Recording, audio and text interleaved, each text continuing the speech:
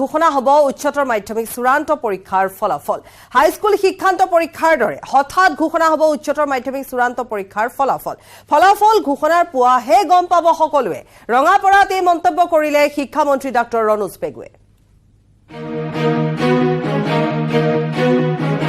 উচ্চতৰ মাধ্যমিকৰ ফলাফল কেতিয়া দিব উৰা বাতৰিৰ অভাৱ নাই পিছে ফলাফল কেতিয়া দিব বিভাগে স্পষ্ট কৰি নকয়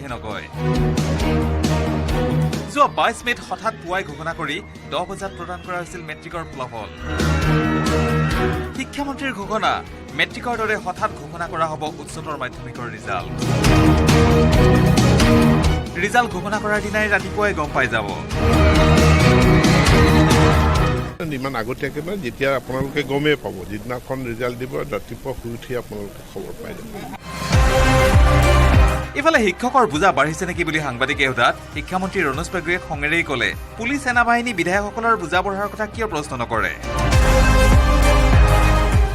আপোনালোকে এই কিয় প্ৰশ্ন নকৰে যে পুলিচসকলৰ বোজা বাঢ়িছে নেকি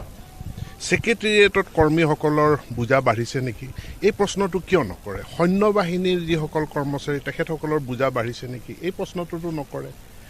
বিধায়কসকলৰ বোজা বাঢ়িছে নেকি এই প্ৰশ্নও নকৰে শিক্ষকসকলক লৈ বোজা বাঢ়িছে নেকি এই প্ৰশ্নটো কিয় কৰাৰ কাৰণ বিশেষ কাৰণটো মই আপোনাৰ পৰা জানিব বিচাৰিছো ৰঙাপাৰাৰ পৰা ধনেশ্বৰ কলিতাৰ report news 18 Assam north east